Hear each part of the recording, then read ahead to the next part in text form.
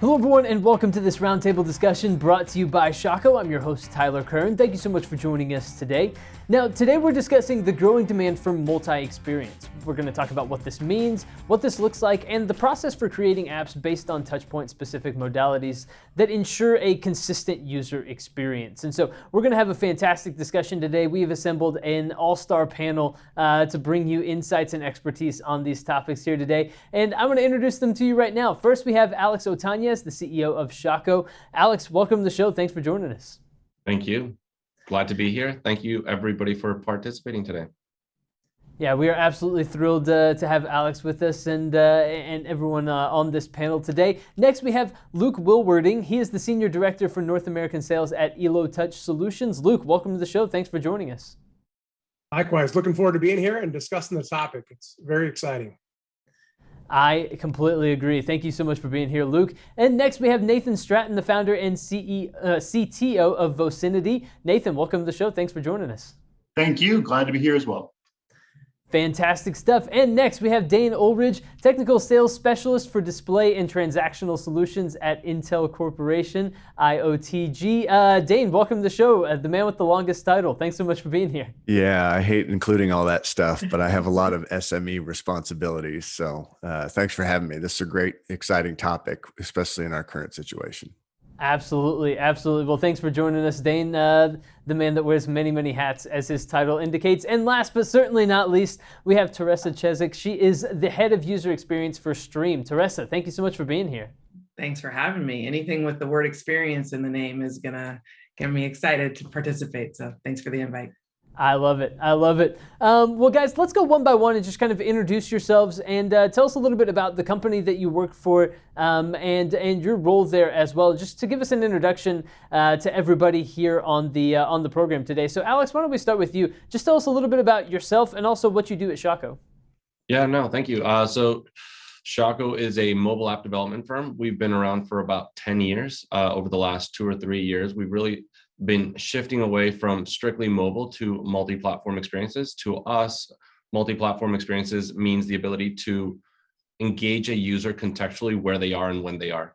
And that's really what we focus on. So whether it's building a kiosk or an application or a conversational application, it's really about being able to engage a user. We've been doing that for several years now. We've worked with some of the country's largest banks. We've worked with some of the country's largest grocery stores, and love what we do.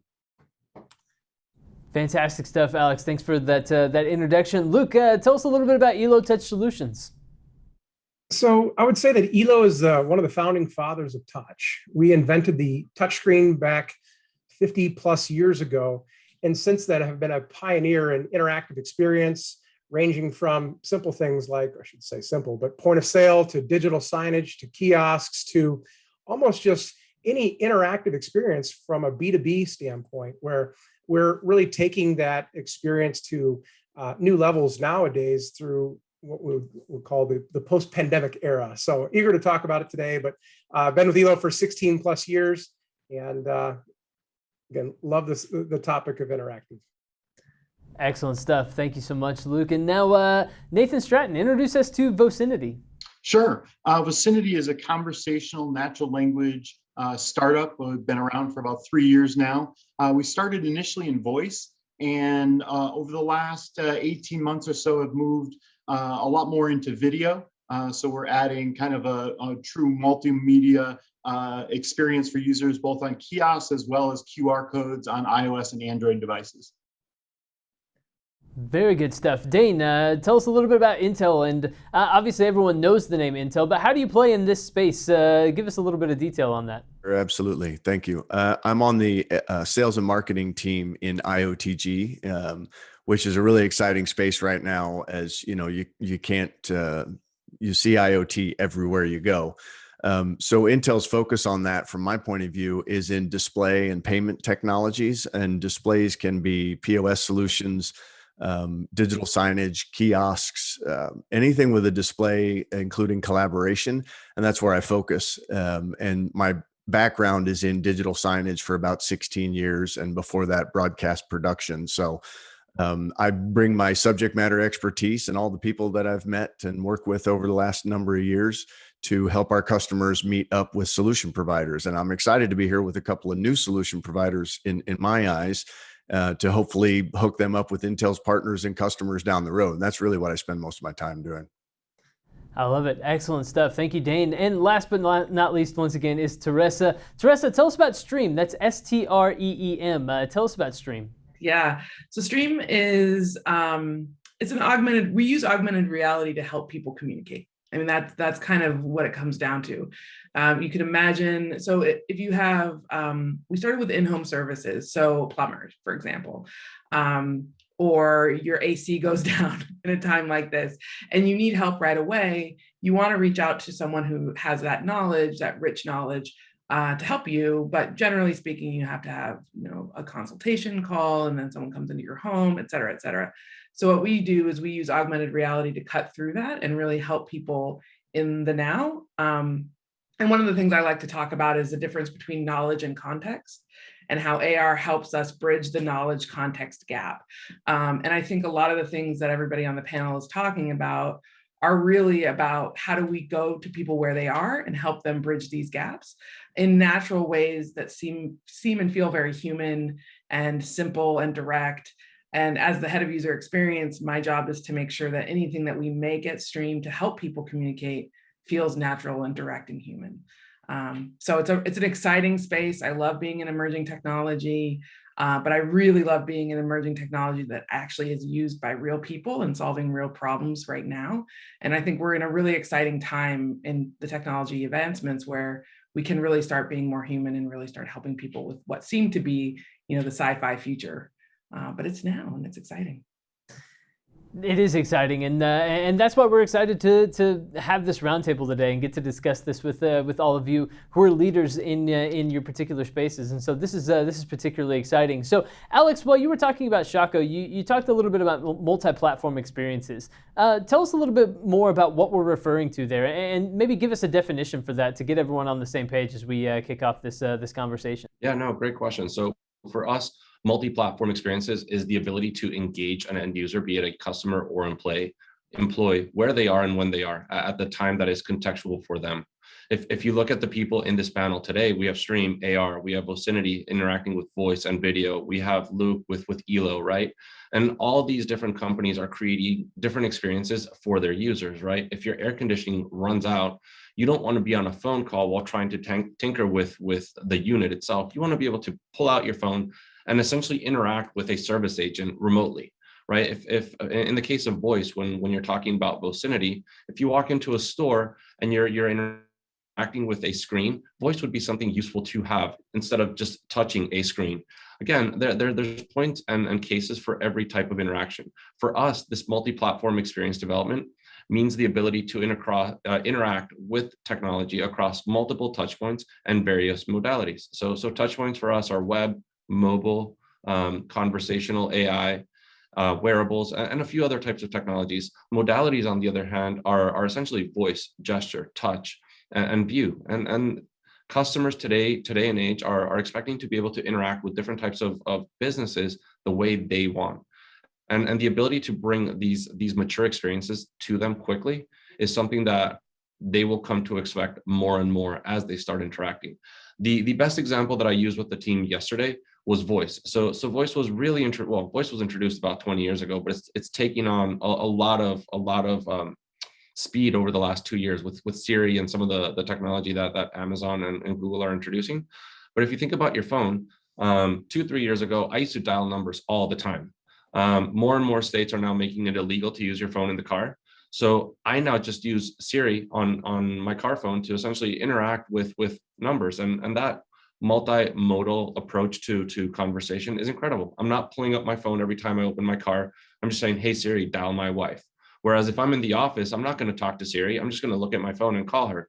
So that's Apple has been able to simplify that interaction with my phone quickly, and I think companies like you see here today, Streem, Vocinity, Elo, they're doing the same thing. They're building these contextual experiences that customers are easily able to interact with.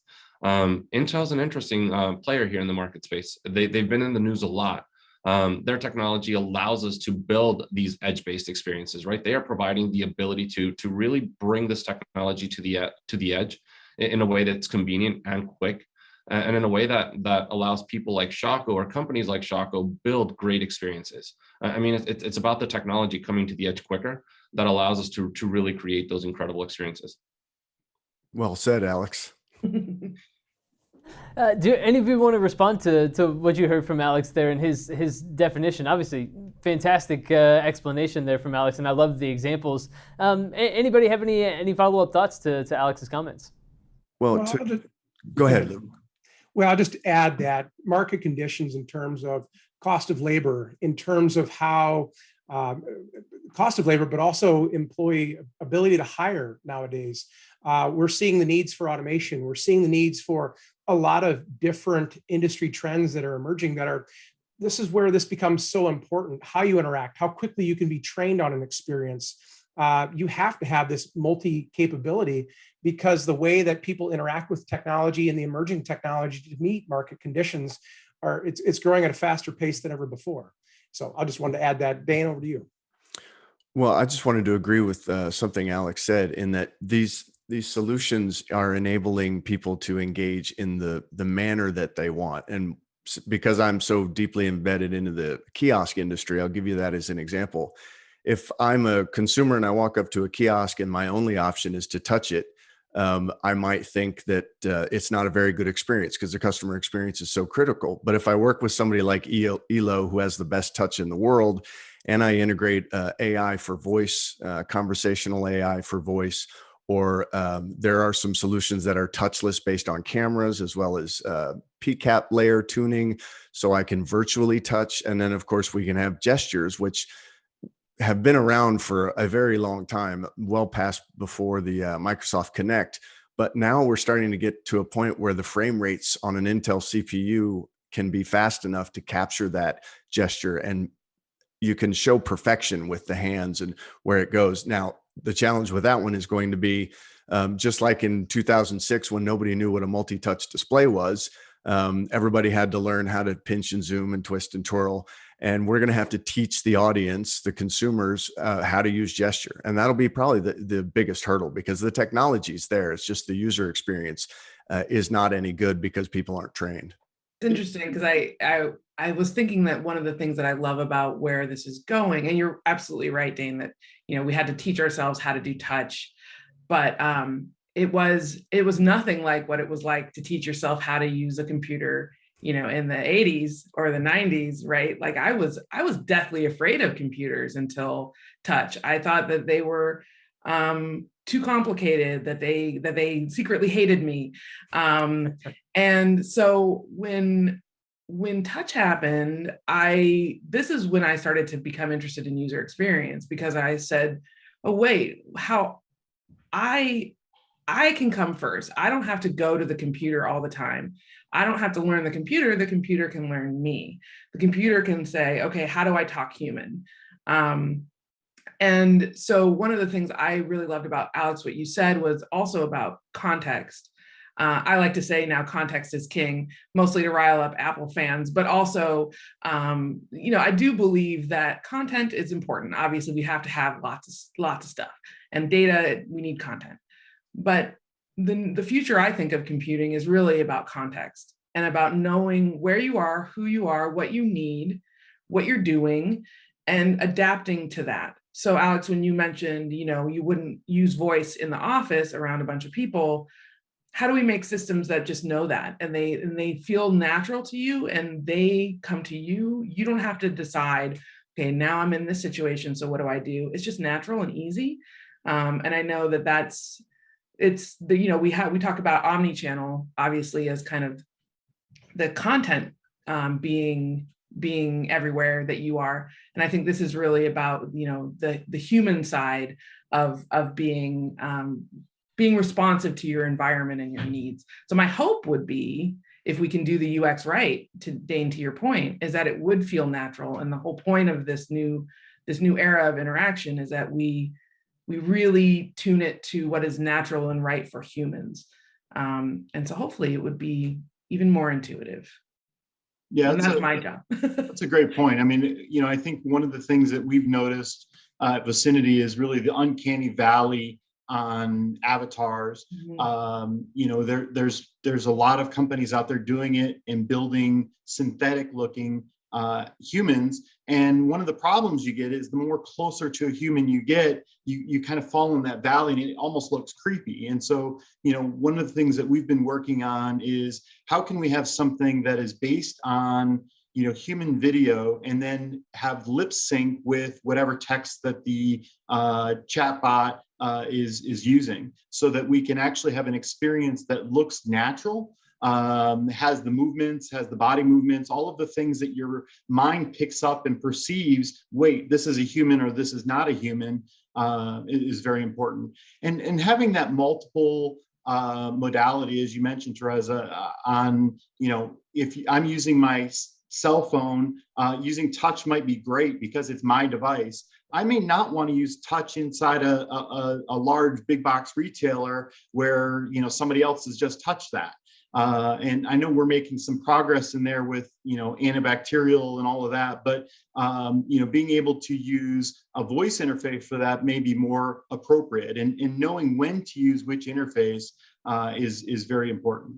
Nathan, one of the things that we talk about with our clients is you or I might not want to touch that screen, but somebody else might not mind that, right? So it's not an everyone or nobody, and it's about creating those experiences across those different platforms that are mature and very well designed. So what customers are looking for or demanding more than looking for is, if it is voice, it better be perfect, and if it is touch, I better be interacting with it in a way that's convenient to me. So I think it's both things, right? And yes, now that more and more companies are developing that or that mechanism or that touch point, the expectation is starting to spread across not just the companies that are doing it, but all the companies that I interact with. So if I see it in Best Buy, or then I better see it at Lowe's, or if I see it at Lowe's, then I better see it at Macy's, et cetera. When I'll add that, and it's important to this, is that manufacturers like myself are adding microphone arrays into the products. We're adding in cameras that are 3D, 2D type cameras that are highly capable in terms of facial recognition, gesture, and other options that are there. So as we look at the needs for these types of platforms, hardware manufacturers like myself, which again, I focus on the commercial side of in-store, in airports and other environments, but we're now enabling this where consumer products might have had that. You can now take this into the business environment successfully at scale. I think one question that I have maybe for the group, I think if you think about web back in the early 2000s, in order to interact with a brand or a company, you had to be seated at your desk, right? You had to have a computer or a laptop open and you had to be typing. So the phone came out, Apple came out with, we had BlackBerry and then Apple and et cetera, et cetera. But it's gotten to a point where the phone interrupts the human experience, right? You're pulling out your phone, I think 1,000 times a day or something crazy, right?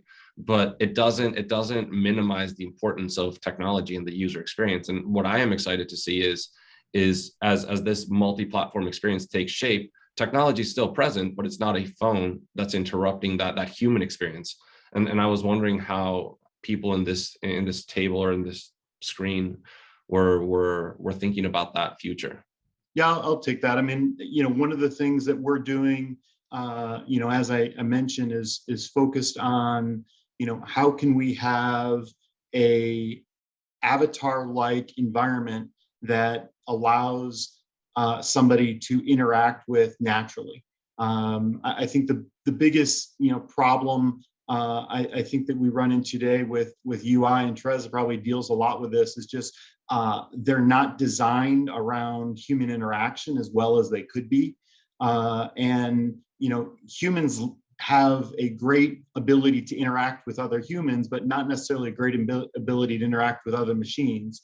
And so it's, how do we build environments where humans can interact with a digital human that is easy for them to do that without having to have speak in a specific way or use a limited vocabulary or any of these things that we think of for digital assistants, to make it more human-like. We used to find a number of customers that would want to do an interactive in-store application maybe omni-channel or, order online in the store and receive it at home. And people would come to me and say, I just want to put my website on a kiosk.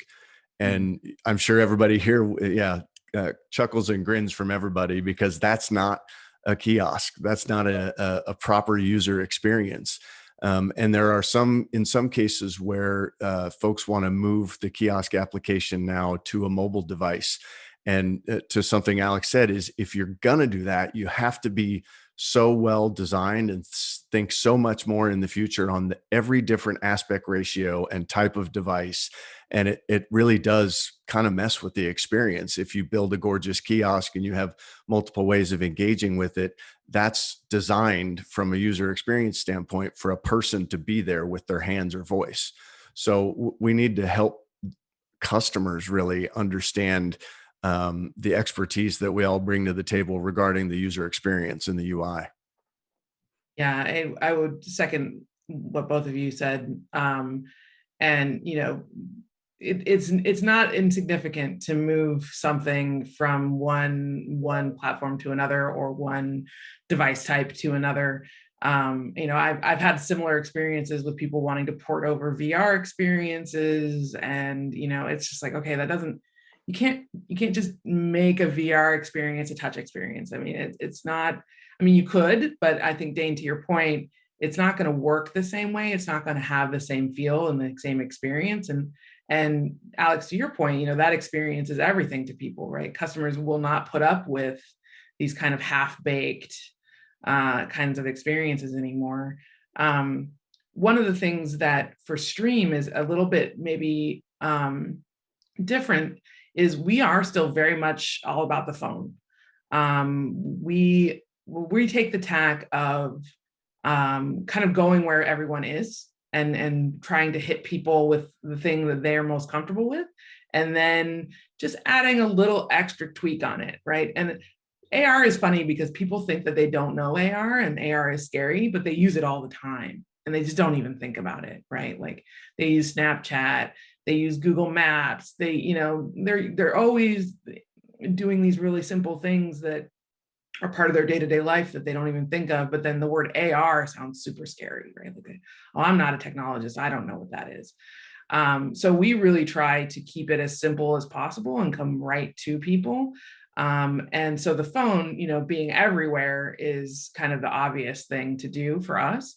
But I know we're very excited about how we can get that kind of large user base now with going to where people are, but then, grow it with them.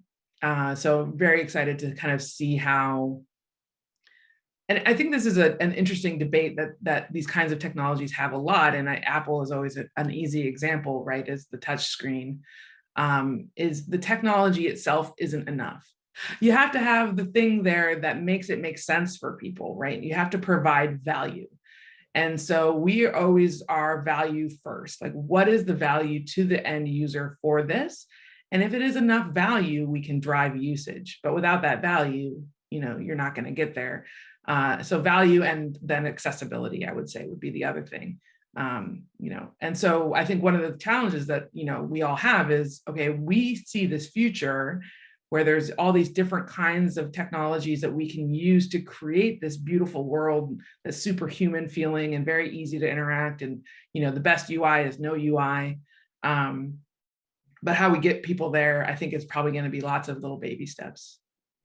Well, and I'll add something, Teresa, that some of this is born out of necessity. We looked at the airlines. The airline industry was major. They were impacted significantly through COVID. And we found the emergence of video, being able to load balance with customer service agents throughout the country based on availability and what might be going on regionally. And that's public news that's out there in terms of the airlines. But we've also found this in retail with the emergence of BOPUS and Boris and BOSS, and I could rattle off lots of different acronyms per se, but all in all, we're just seeing the necessity for better interactive experiences, better ways to communicate from both brands to consumers, vice versa, as well as person to person. Because our interactions were limited for such a long period of time, I think you're finding that a lot of these trends aren't just a kind of an idea anymore. They're becoming reality. And that's a big difference, I think, as we look at companies that are starting to research what they should do next or what's going to happen. This isn't space age anymore. It's not sci-fi. This is reality. This is happening now. You've made some. You've all made some just fantastic points here throughout this this early part of the conversation. And Teressa mentioned context early on in one of her answers, and talking about the context. And part of the context that we all live in currently, anyways, is coming out of COVID-19 pandemic, and we're kind of inching our way away from being locked down and quarantined and things along those lines. And I think a little bit of what Luke was getting at kind of touches on this a little bit. But what are some of the effects that we are seeing when it comes to multi-platform experiences from the pandemic? Do people have different expectations as they kind of emerge back into the real world? And will workplaces look different? Like, do different places need to have maybe different technology expectations as a result of what we all experienced over the last year and a half? We tend to see that, for Vocinity, we found that COVID was actually a good thing. I am not glad we had COVID, but for our business, it was a great thing because expectations changed and the requirements of being able to sell a product in a retail location, but doing it with less people became paramount. And that problem, I think, is one that is not necessarily going to go away anytime soon. I think we've had a real shift in not just cultural, but how brands interact with customers, and using multimodal as a way to do that, I think is now on everybody's radar. And we're raising up a generation that frankly expects it. My kids walk into a Walmart and they see a totem, they start talking to it because they expect it to talk back. Not all of them do, but they're growing up with the Alexas and Google Homes, and they're growing up with just these experiences where they expect a communication in a way that is natural to them and in a way that they just were growing up with. Yeah, and users are going to tell us as creators, technology providers, what the right experience is. If it's not good, they're not going to use it. They're going to move on. They're going to do something different. So I think Nathan's spot on with that point. Yeah, I think my daughter, a little bit of a tangent, but my daughter talks to my car and she's like, "Hey, Google, roll down my windows." So hopefully that experience comes to the car soon. But Teressa, coming back to you, I think you guys are in a very interesting spot today. If you think about pre-COVID, coming back to the COVID question, and I wanted something serviced in my house, there was one alternative, right? It was either I was on the phone with somebody or I had a service agent come to my house. Today, coming out of COVID, because of everything that happened during COVID, for those people that were in lockdown or were not engaging with people, they might not be comfortable with people coming into their house yet. Furthermore, they might like the experience of being serviced remotely through some sort of AR application like Streem. So it's those companies that are able to play in this digital and physical world properly that are really going to get the best benefit, especially that engagement with users, right? Sometimes I might want somebody to come into my house. Other times, a phone and AR might be perfectly sufficient, or better yet, a phone and AR might be better. I had an experience not too long ago where I pulled up an app. The app actually had Streem engaged or embedded into it. And the agent was able to show me exactly what was wrong with this specific tool, and they fixed it remotely. No need for an agent, no need for a 2-week call or 2-week appointment.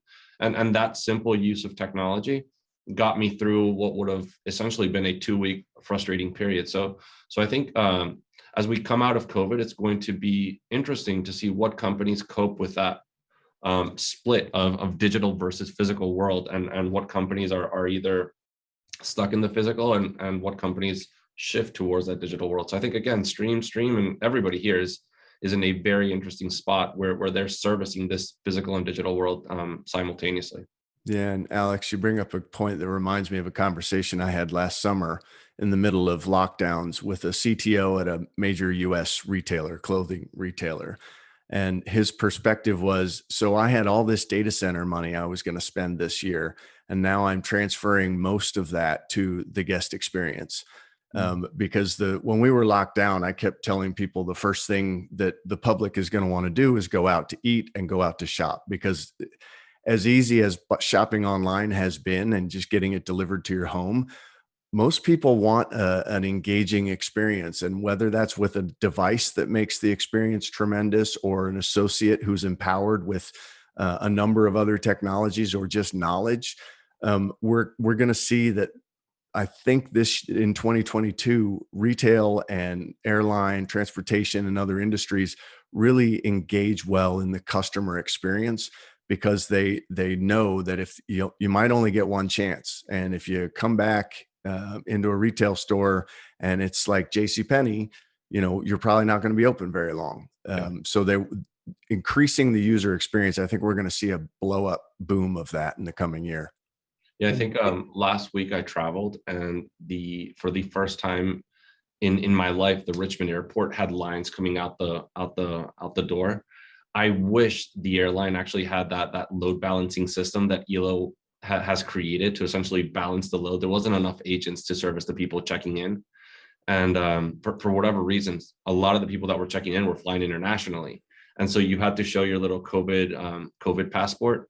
And the touchscreens weren't working. But I think, based on what you just said, Luke, if that load balancing or I guess demand management system was in place, this line would have moved significantly quicker. Instead, they had 3 agents servicing, I'm guessing 400 or 500 people, and it's crazy. So the use of technology in that situation would just come in handy so well. Well, and Alex and Dane, the points that you're making here, ELO as a global digital experience player, we have seen a significant uptick in both ideation, the different ideas, and we'll call them multimodal type developments that they're looking at, but just the sheer number of areas where they want to leverage digital to interact with their customers and employees, because some of the innovations are also happening at the back of the house. I need to do micro fulfillment centers. How do I optimize printing out labels and finding what's available and in stock?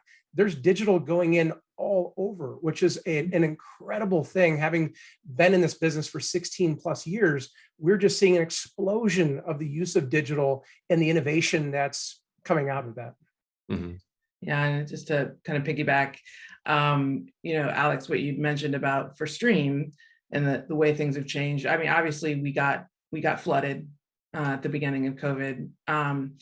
What's one of the things that's been super interesting for me is to watch people's expectations shift really quickly. Like, people went from video, I don't know, to where's my face camera? Why don't I have more video? Like, everyone's expectations, it's almost like it changed overnight, which was pretty crazy, for us, because we were just like, wow, we thought we would be pulling teeth to get people to do this, and now they just expect it. So that was really exciting. And one of the other benefits that we had, and Alex, your experience that you had with using Streem, I mean, that's our bread and butter. That's the core of what we do. And it has great benefit, not only for the customer experience, which, I'm very focused on, but also business benefits. These new technologies can help people, we save truck rolls, and truck rolls, also have environmental benefits. And I think the way that the world is going to be changing in very real, fundamental ways, as far as transportation, and other needs for us to kind of minimize our environmental impact, these technologies can also help in that way too. We reducing shipping, reducing returns, reducing truck rolls, all these things have real impact. And we've also brought people back to work. One of the things I think people are afraid of with this kind of technology is it's going to put me out of a job. But in reality, what we're doing is we're enabling people with expertise to connect with the people that need their help. And so we're just leveraging the workforce better and allowing people to actually do their jobs more effectively. So we're not putting people out of work, we're putting people back to work, which was a really exciting thing to be able to do it during COVID, because it was really tough for a lot of folks. So, I think there's tons of advantages on lots of different fronts for these kinds of new multimodal experiences. So it's very exciting. And Teressa, I love what you said here, because I do feel over the last year plus, society has been retrained to use video, to interact with each other in a way that is leveraging technology, which is so different than the way it was done before. My expectation is when I get on a conference call, I'm camera ready and I'm ready to talk over video. That wasn't that way a year and a half ago, let's say.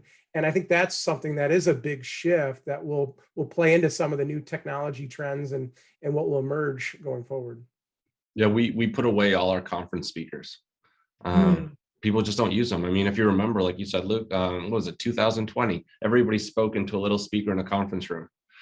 And now, I mean, now we have screens in every conference room, and we still have the speakers, obviously, but the speakers are on the screen, and you're always looking at a camera. So it's incredible. I mean, you're seeing gestures, you're seeing faces, you're seeing smiles, or not. You're seeing kids, dogs, cats, whatever interruption. I mean, life just became life, as opposed to I have my work life and then I have my family life. It's been as bad as COVID has been. It's very cool to see the transition and use of technology during it. Well put.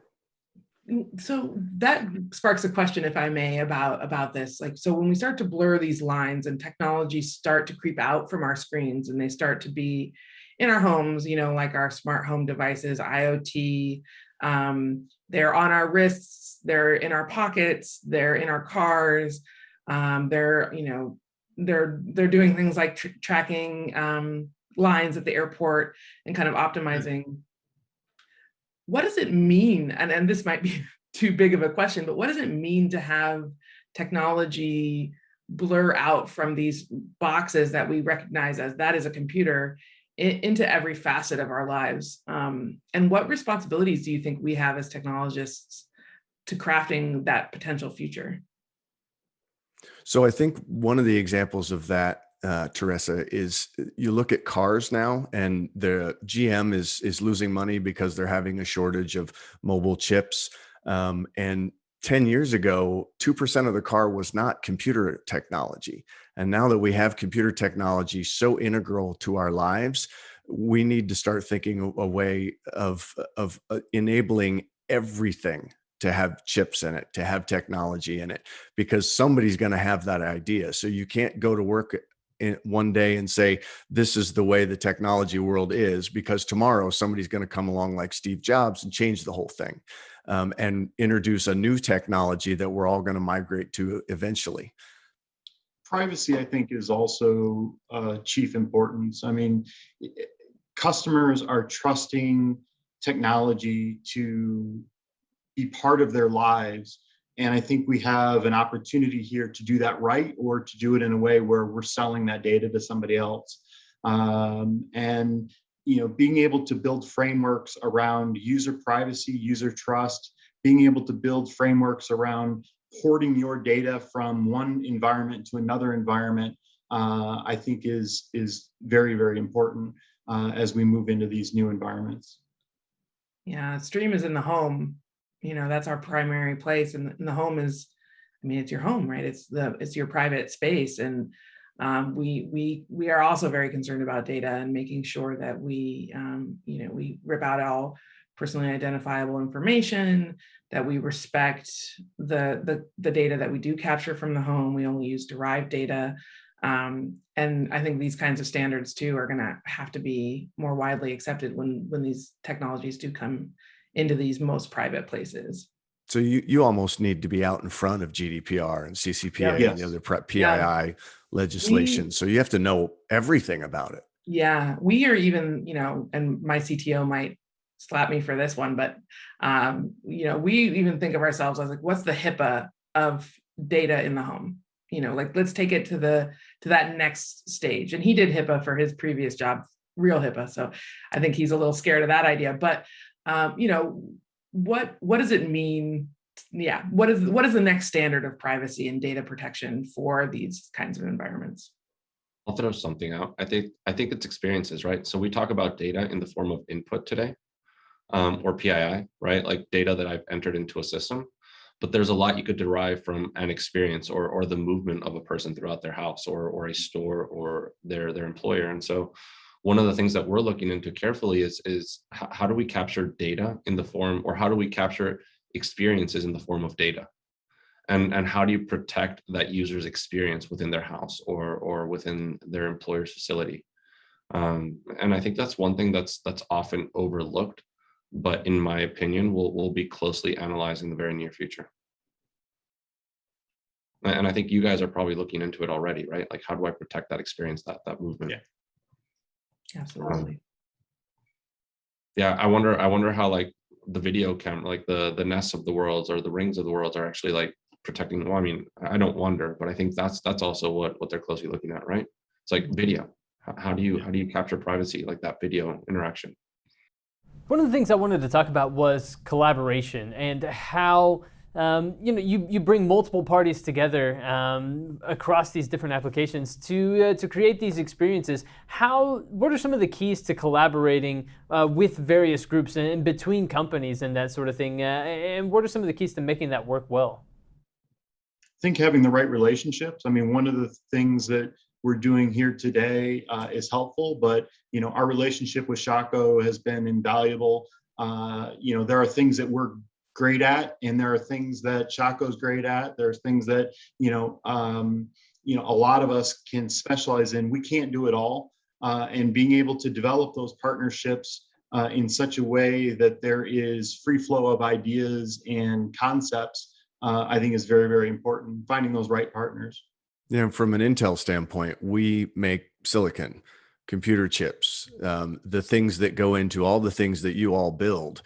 But without the partners and the customers to develop for that, to integrate with that, to use our product, there's no solution out there. So as I mentioned in my intro, I matchmake people together because Intel Silicon has to go with a number of other partners for each opportunity.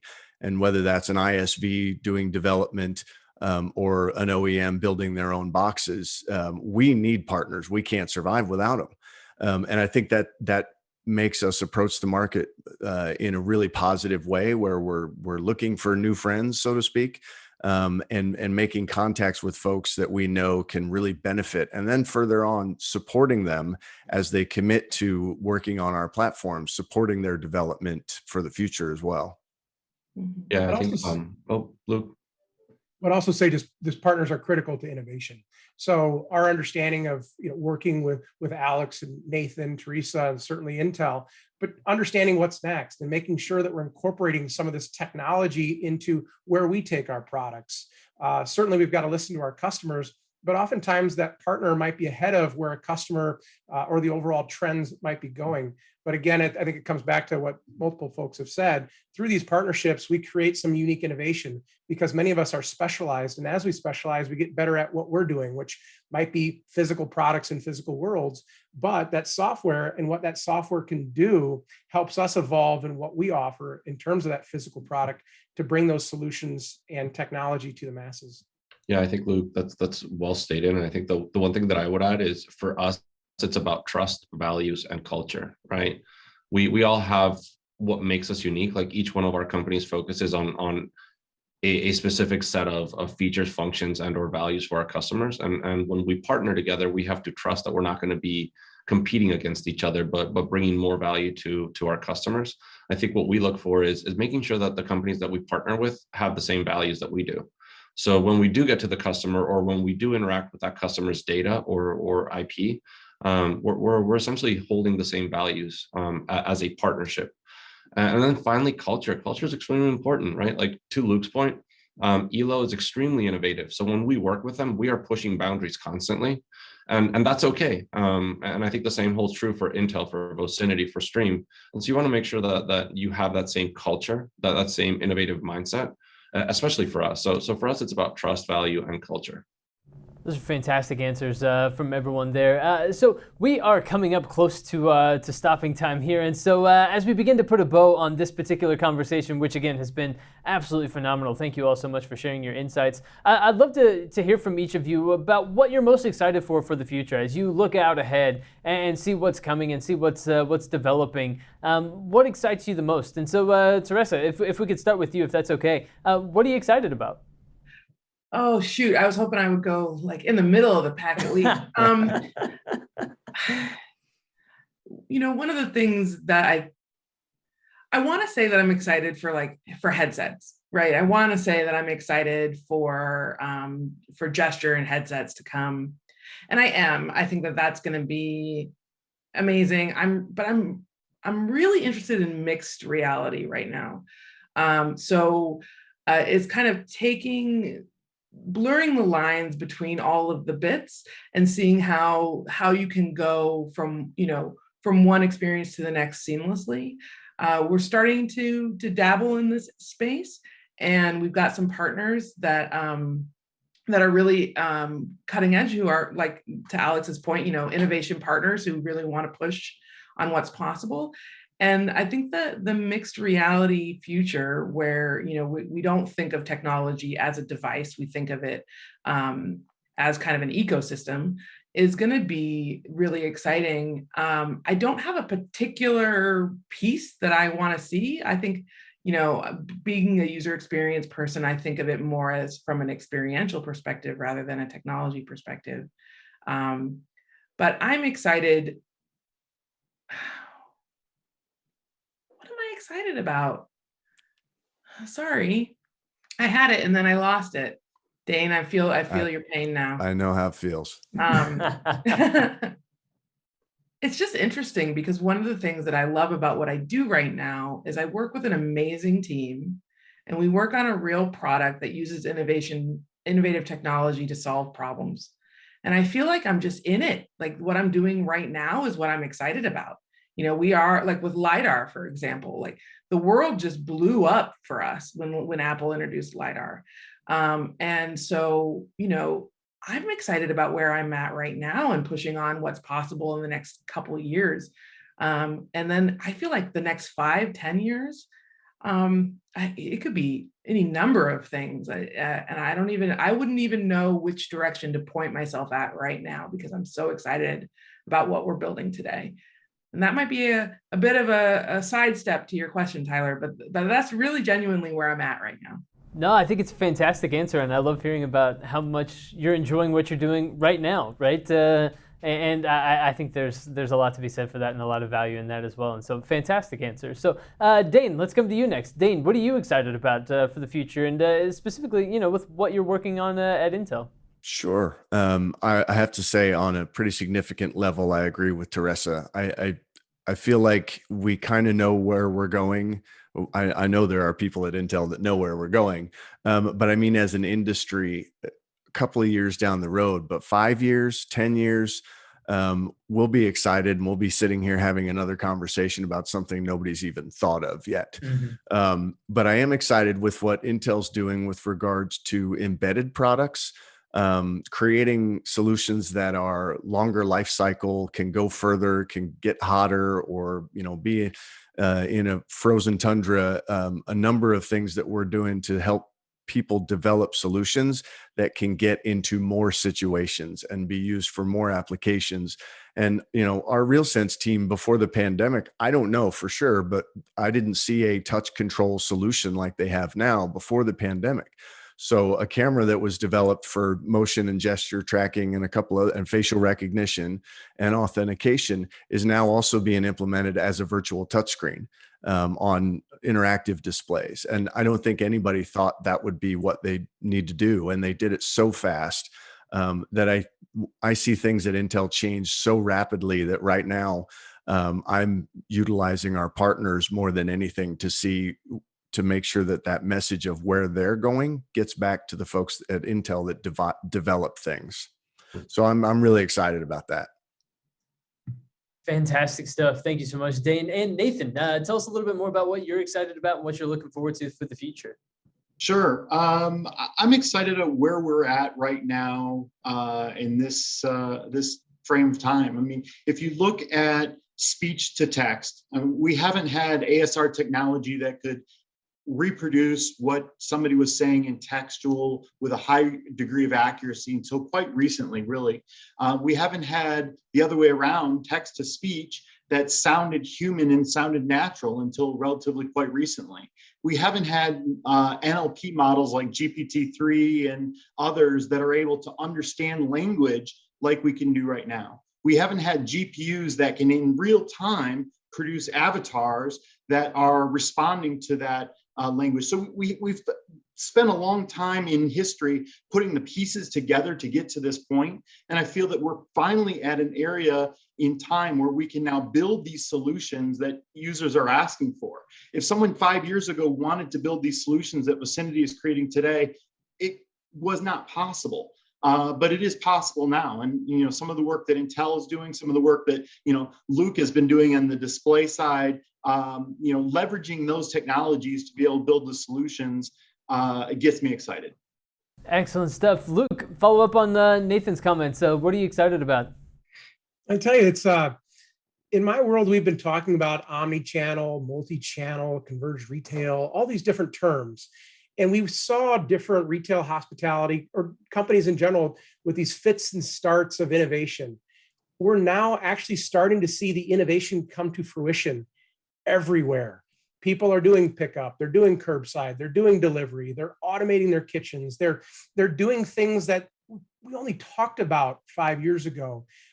This isn't necessarily new stuff in some cases where Elo is spending a lot of its time. It's just customers are actually doing it now.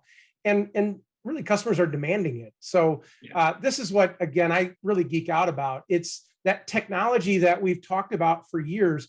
People are racing ahead and installing and using and innovating around these concepts and ideas. And again, I think we're going to see more and more of it and geeking out every day on it. Alex, put a bow on this episode for us and bring us home. Tell us a little bit about what you're excited about for the future. I think I'm going to follow up with what Luke said. I'm excited. I mean, there's so much great technology out there. And I think what I'm really excited about is the fact that this roundtable is confirming that need for multi-platform experiences, right? All the technology as a vertical standalone is there to integrate now. And the people who put it together in this multi-platform experience are the ones that are going to be most successful. So to Luke's point, there's been starts and stops all over the place from a technology perspective, but it is at a point from a technology perspective, from a network perspective, from a hardware perspective, where putting it together is essentially going to be fun. I mean, I don't know how else to describe it. It's just going to be fun, and delivering that experience to our customers is going to be challenging and rewarding. So I think we're just at a point in time where multi-platform experiences are just great, and we have the technology to support them. So looking forward to see what companies like ours, like the people here, and those that we work with, come up with.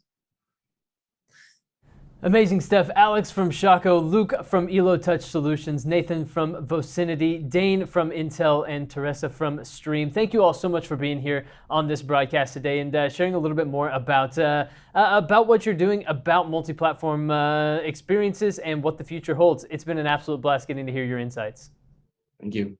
Thank you. Thank you, Tyler. Thank you, Tyler. Thanks, Alex and Shockoe. Appreciate it. Thank you to everybody today. Absolutely. And thank you everyone out there who has joined us for this broadcast. We appreciate it very much. Of course, if you're tuning in, make sure to stay tuned for more from Shockoe. We'll be back soon with more content created from Shockoe. And everyone out there, make sure to also go visit Shockoe's website and stay tuned for more. But for this particular episode, thank you all so much for joining us, and stay tuned for more.